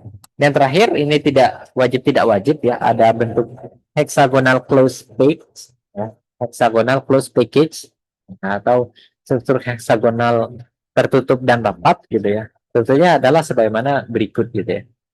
Nah, tapi yang akan saya titik beratkan adalah tiga bentuk yang tadi, FCC, BCC, dan eh, SC ya. Oke, SC, FCC, dan BCC. Pertama, akan saya hitung dulu jumlah atomnya ya, Bu. Ya. Berapa jumlah atom yang ada dalam kisi kristalnya di sini ya. Untuk simple cubic, di sini kan ada 8 atom yang kontribusinya masing-masing adalah 1/8. Sehingga jumlah atomnya cuma satu, ya. Jadi sebenarnya di sini di dalam kisi kristal ini hanya ada satu atom. Kalau orang, ini ada 8 nih gitu ya. Ini enggak, sebenarnya hanya ada satu atom karena tidak seluruh dari bagian atom ini masuk ke dalam kisi kristal, ya. Nah, kalau di sini ada 8 yang terletak di titik sudut, kontribusinya 1/8, dan ada 6 yang terletak di muka, kontribusinya 2. Jadi ini satu dan ini 3, totalnya ada 4 atom di sini. Oke, kalau di sini di titik sudut sama 8 dikali 1/8 ya. Ditambah satu yang ada di kandungan yang ada di dalam, satu kali satu ya. Jadi totalnya hanya ada 2 atom di sini ya. Gitu. Oke. Nah, untuk yang bentuk heksagonal kita harus bentuk definisi baru di sini, Bu, ya. Untuk yang bentuk heksagonal. Oke. Coba saya copy gambarnya dulu ya biar mudah mengilustrasikannya.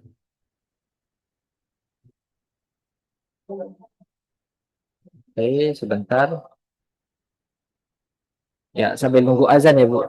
Di sini azannya.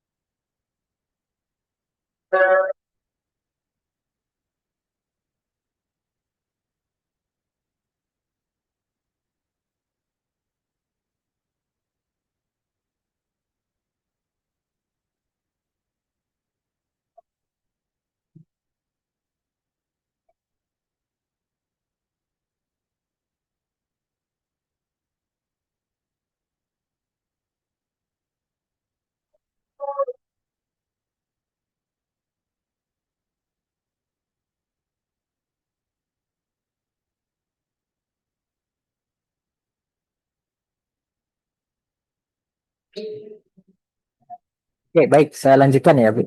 Ya, jadi untuk struktur HCP ini kita harus buat definisi baru ya. Sama kita analisisnya kayak proses yang tadi ya. Kalau tadi titik sudut kontribusinya berapa, kalau di rusuk berapa, kalau di bidang berapa dan seterusnya gitu ya. Oke, caranya begini. Nah, misal saya ambil satu posisi nih, Bu. Saya ambil posisi yang ini. Dia kan letaknya terletak di titik sudut. Kira-kira kontribusinya berapa ya? Nah, kita coba gambarkan kisi kristal yang lain. Dia kan juga bergabung dengan ini. Oke, berarti sudah bergabung dengan dua nih. Oke, bergabung dengan dua. Saya tempatkan dulu posisinya. Ternyata dia juga bergabung dengan yang di sebelah belakangnya. Dan dia juga bergabung dengan kisi kristal yang di sini. Nah, di sini kan dia sudah masuk ke dalam tiga kisi kristal. Dan di atasnya juga ternyata dia bergabung dengan yang di sebelah atasnya. Nah, dia bergabung dengan yang sebelah atasnya. Oke, begini ya.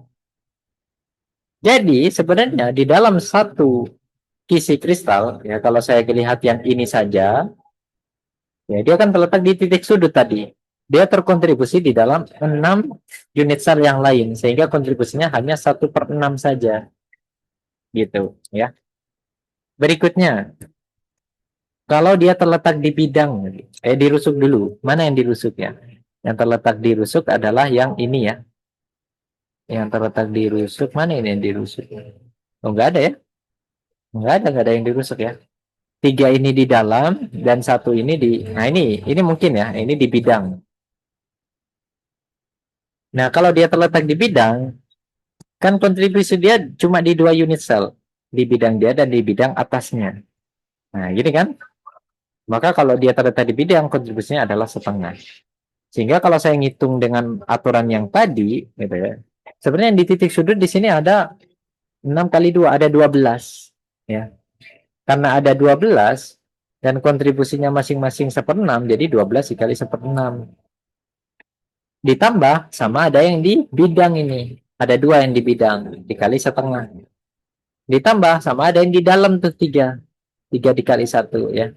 12 dikali 1/6 ya. Ini kan bisa dibagi ya. Jadi 12 dikali 1/6 itu sama dengan 2 kan. Kemudian 2 kali setengah itu 1, 2 tambah 1 ditambah 2 tambah 1, 3 ditambah 3, 6. Jadi di sini ada 6 atom. Gitu ya. Selesai. Jadi sebenarnya kalau atom monoatomik itu juga bisa membentuk struktur kristal ya, Bu. Ya, tapi struktur kristalnya bisa tiga tipe plus satu ini. Bisa simple cubic, bisa face center cubic, bisa body center cubic, dan hexagonal plus package ya. Tapi yang hexagonal tidak wajib lah untuk dihafal itu ya. Oke, berikutnya di sini saya mau jelaskan tentang ini, persen APE ya, Bu. Saya pengen jelasin tentang persen APE. Jadi apa itu persen APE? Pada dasarnya, persen APE itu adalah persen keterisian suatu unit sel oleh volume dari suatu atom. Ya. Jadi akan saya bahas tentang persen APE. Apa itu persen APE? Persen APE itu adalah persen atomic packaging efficiency. Efficiency. Jadi seberapa efisien suatu atom itu mengisi dari suatu isi kristal. Contohnya ini adalah bentuk simple cubic kan. Simple cubic itu hanya terdapat atom-atom pada titik sudutnya saja. Dan sebenarnya kalau kita pangkas bagian yang nggak masuk, jadinya seperti ini. Jadi ada bagian yang terisi, ya ini bagian yang terisi, dan ada bagian yang kosong gitu ya, di tengahnya kan kosong. Nah, persen keterisian inilah yang disebut dengan persen APE. Ya, secara sederhana kan persen APE pada dasarnya bisa kita itu pakai rumus sederhana. Volume dari bolanya atau volume dari bola atomnya itu, volume dari atomnya gitulah ya. Volume dari atomnya ya tinggal saya bagi dengan volume dari kubusnya. Gitu kan ya. Caranya sederhana. Begini ya. Oke, kalau saya ambil satu gambar, ini saya crop dulu. Oke, misal ini saya ambil satu gambar di sini ya, Bu.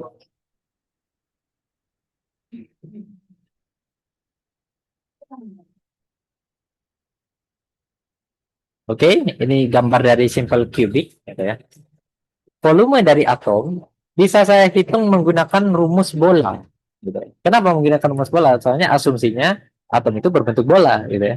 Jadi volume atom secara sederhana sama dengan 4 per 3 pi R pangkat 3. Ya, dibagi dengan volume kubus. Ya, volume kubus itu kan kalau dari sini sampai sini saya definisikan A sebagai panjang rusuk, ya maka atau sisi ya, sisi kali sisi sama dengan volume dari kubus atau sama dengan A kubik gitu ya. Nah, ini dikalikan 100% supaya persen API-nya saya dapat dalam satuan persen ya. Ini rumus sederhana untuk menghitung persen API gitu. Cuma yang perlu saya cari hubungannya di sini adalah hubungan dari antara jari-jari dari atomnya dengan panjang rusuknya. Nah, kalau Bu Sini perhatikan di sini kan terdapat dua atom nih. Di mana dari sini ke sini ini adalah panjang satu jari-jari dan ini dua jari-jari. Sehingga hubungannya sebenarnya dua kali jari-jari atom itu sama dengan panjang rusuk A. Gitu kan? Sehingga ini bisa saya substitusikan ke bawah, Bu, untuk mencari persen API-nya. Jadi persen API itu sama dengan 4 per 3 pi R pangkat 3. Nah, A-nya saya ganti 2R dipangkatkan 3. Nah, 2R dipangkatkan 3 itu kan jadi 2 pangkat 3 itu 8. R pangkat itu R pangkat 3 ya. Jadi 4 per 3 pi R pangkat 3. Gitu ya. Oke, ini bisa saya sederhanakan. Ya. R pangkat 3-nya bisa dicoret gitu ya. Kemudian saya turunkan ke bawah untuk mencari persen APE-nya. Gitu ya. Kemudian 4 per 3 pi. Nah, dibagi 8 ya. 8 ini kan 8 per 1 ya. Biar bisa saya balik, saya jadikan perkalian, tapi saya balik ya Bu, jadi 8 per 1 jadi 1 per 8 ya. Ternyata di sini ada yang bisa disederhanakan. Nah, ini jadinya sama dengan 2 ya. 3 kali 2 itu jadi 6. Jadi sebenarnya sama dengan 1/6 dikali pi gitu ya. Biar satunya jadi persen, saya kalikan 100 nanti ya. 100% gitu. Maka persen APE-nya ini kalau dihitung didapatkan, saya hitung dulu.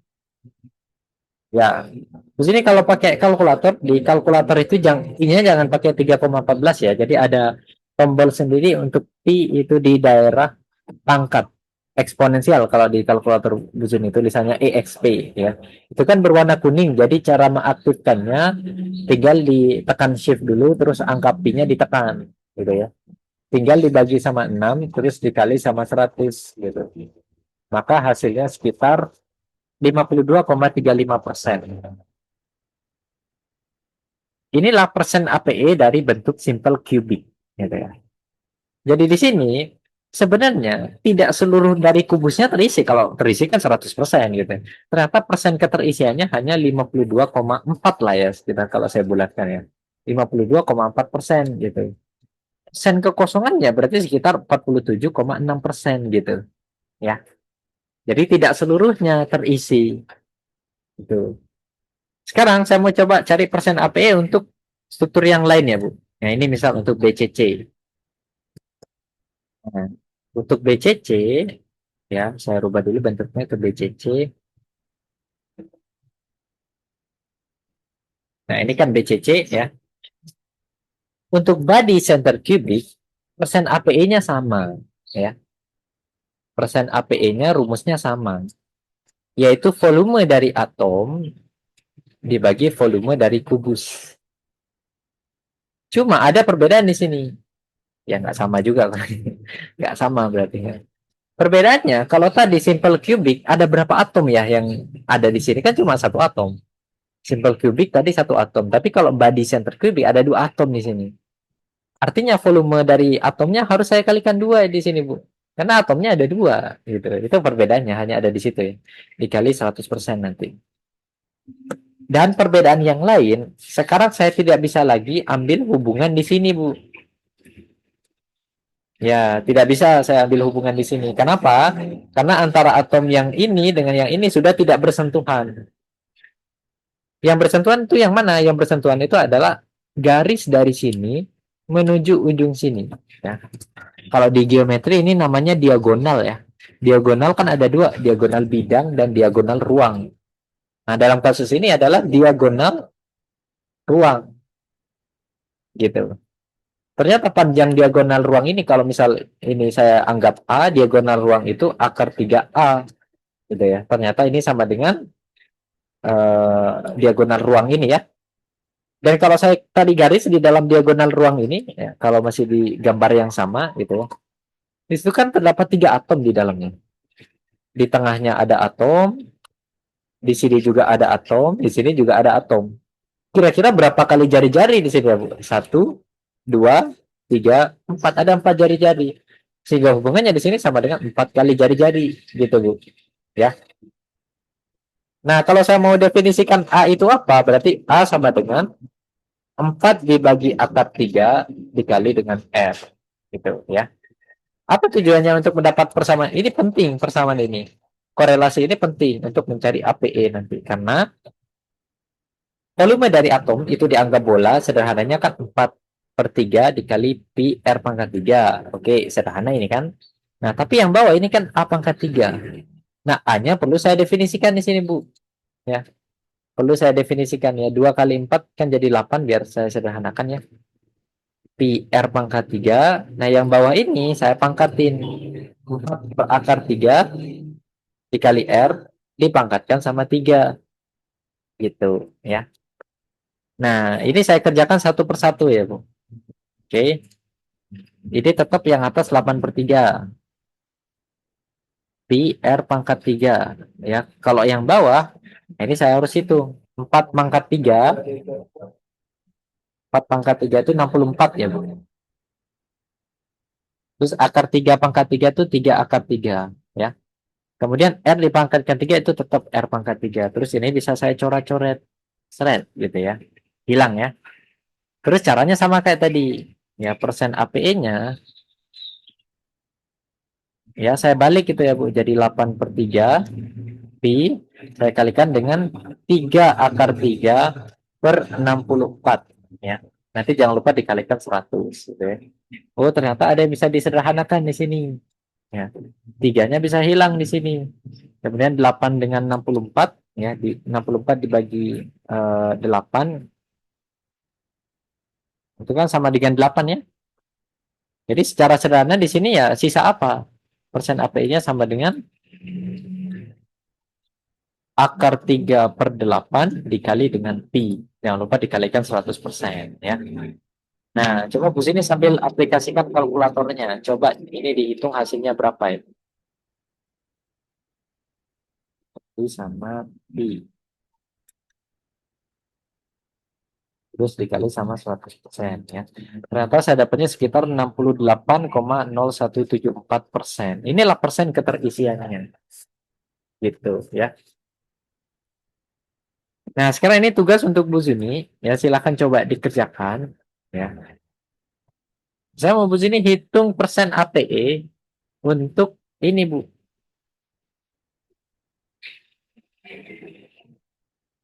Crop ya.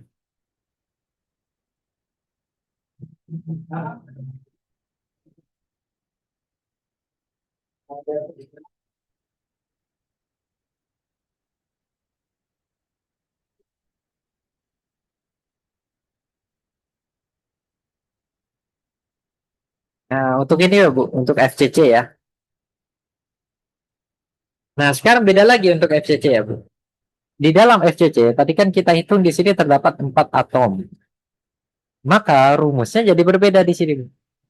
Untuk mencari persen APE-nya, ya sekarang jadi sama dengan 4 dikali volume atomnya. Karena atomnya ada 4 gitu ya, dibagi dengan volume dari kubusnya. Terus masalah hubungan panjang rusuk dengan jari-jarinya, jadi katakanlah panjang rusuk gitu ya. Maka atom yang bersentuhan itu adalah dari titik sini ke titik sini ya Bu. Dan ini juga diagonal ya. Namanya diagonal ruang, diagonal bidang ini ya. Kalau yang tadi diagonal ruang ya, diagonal bidang. Ternyata panjang diagonal bidang ini sama dengan A akar 2 ya, atau akar 2A gitu ya. Sama dengan 4 kali jari-jari gitu. Sama kayak tadi kan ini terdapat 4 jari-jari ya dari titik sini. Kalau Ibu penasaran kok diagonal ruang itu bisa akar 2A ya, ini kan mengaplikasikan rumus Pitagoras gitu ya. Kalau saya ambil satu garis dari sini ini, nah ini kan panjangnya A. Ini panjangnya A gitu ya. Sesuai persamaan Pitagoras ya, A kuadrat ditambah B kuadrat itu kan sama dengan C kuadrat. C-nya ini yang saya cari. Kalau A kuadratnya ya nilainya A kuadrat, ya B-nya ya A kuadrat juga, sama dengan C kuadrat, maka C-nya yang saya cari di sini, Bu. Kan jadi 2A kuadrat ini, sama dengan C kuadrat. Untuk dapetin C-nya, maka saya harus akarkan kedua ruas. Bisa saya bagi jadi 2 ini, Bu. Akar 2, ya, kali akar A kuadrat sama dengan C. Makanya jadilah akar 2A. Ini sama dengan C, sehingga panjang dari sini ke sini ini adalah akar 2A yang ternyata sama dengan 4 kali jari-jari. Ya, maka A-nya ternyata sama dengan 4 per akar 2 dikali dengan R. Gitu ya. Nah, ini yang saya mau buat Bu Juni buktikan ya. Silakan dihitung berapa persen APE-nya ya. Videonya bisa di-pause, nanti dilanjutkan untuk menghitung persen APE-nya ya. Oke, silakan bisa di-pause dulu Bu.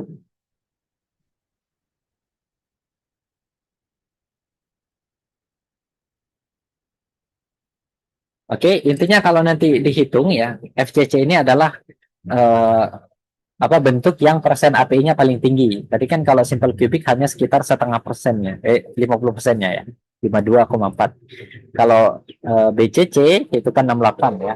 Kalau FCC itu terisinya paling banyak gitu ya. Ya berapanya ya entah, pokoknya dia paling banyak gitu ya.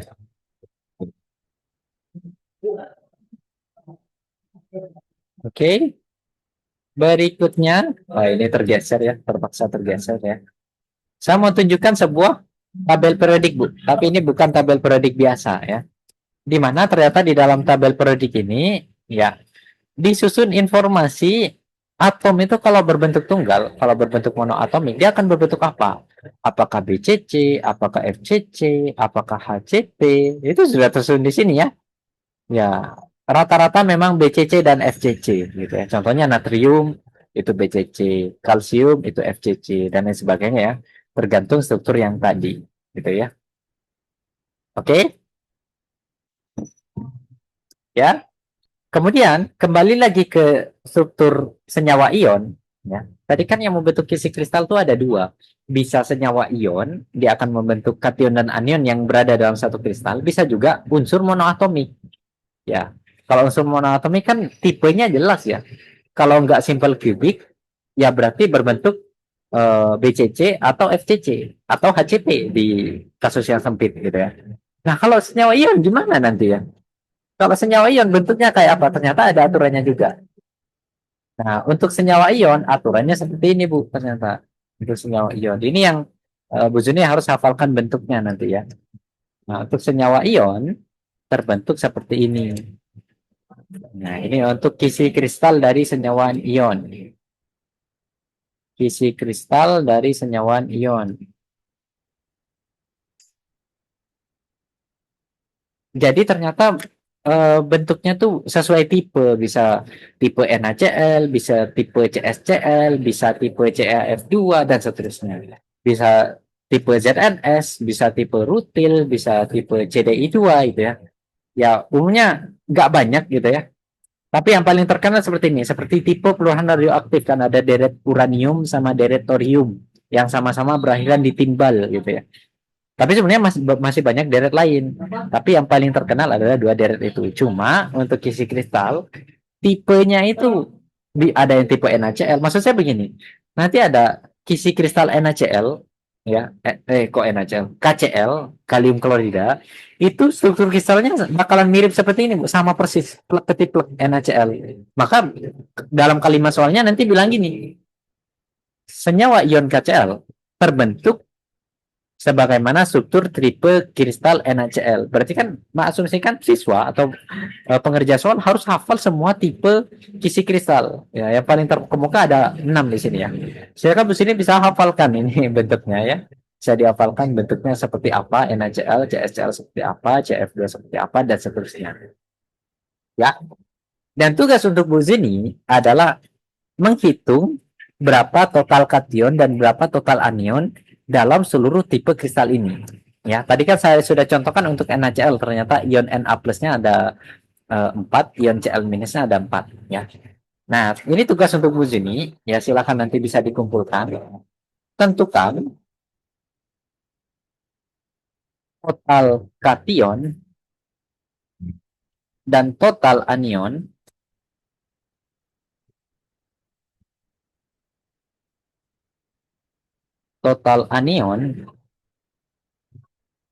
untuk seluruh tipe kisi kristal senyawa ion. Nah, sini ya. Jadi silakan belajar untuk menghitung bagaimana cara uh, gambarin senyawaan tipe ZNS, tipe rutil, dan menghitung juga berapa jumlah atomnya ya, dan mengidentifikasi nanti ya. Contoh di sini kan masih sederhana nih. UCS-nya yang ungu, CL-nya yang hijau gitu. Tapi untuk kasus ini nanti nggak bisa. Kira-kira CA yang mana ya? F yang mana? Lihat dari jumlahnya. CA yang mana? F yang mana? ZNS ZN yang mana, S yang mana? Kalau ini lihat dari ukurannya, siapa yang lebih besar berarti itu yang ungu, siapa yang lebih kecil itu berarti yang eh, apa? Yang apa ini? Warna krem ya, mendekati krem dan lain sebagainya ya. Silakan Bu Zini coba tentukan jumlah kation dan jumlah anion untuk senyawa-senyawaan berikut ya. Ya bisa di pause dulu sebelum mencoba mengerjakan. Oke, silakan bisa di pause dulu Bu dan nanti bisa dihitung.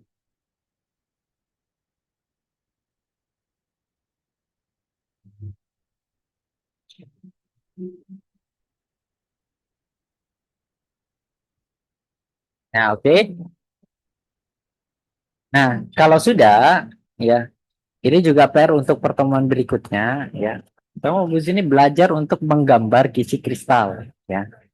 Jadi orang itu ternyata pengaruh banget ya. Enggak semua orang yang tahu kisi kristal itu nggak bisa menggambar ya. Mereka bisa menghitung kisi kristal, pasti bisa menggambar. Jadi syarat dia bisa menghitung kisi kristal dan belajar tentang kisi kristal harus bisa menggambar dulu ya.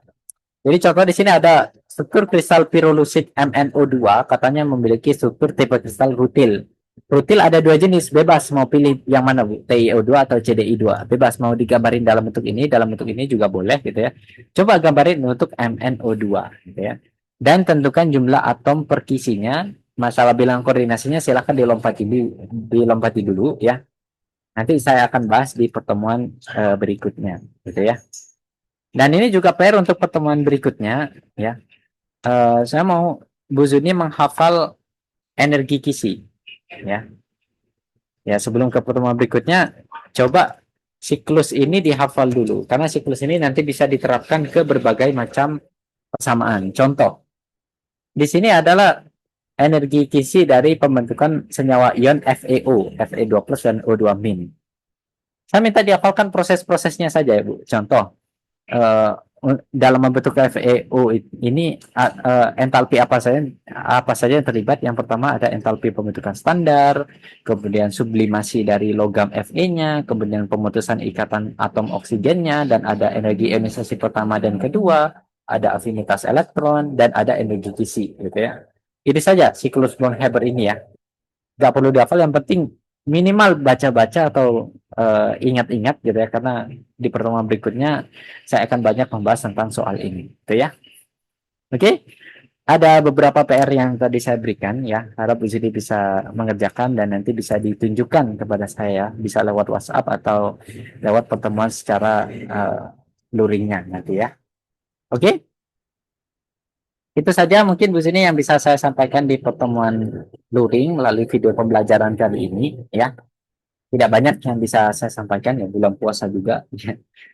Ya, karena kita mulai dengan doa ya, maka akan saya tutup juga dengan doa ya, dengan harapan semoga apa yang sudah kita pelajari barusan bisa bermanfaat dan tidak mudah untuk dilupakan. Berdoa dalam hati bisa dimulai. Ya, berdoa bisa dicukupkan. Sekian saja mungkin di sini yang bisa saya sampaikan ya. Lebih kurangnya mohon maaf. Saya akhiri. Wassalamualaikum warahmatullahi wabarakatuh. Selamat pagi, selamat siang, selamat sore, selamat malam, dan sampai jumpa di pertemuan berikutnya.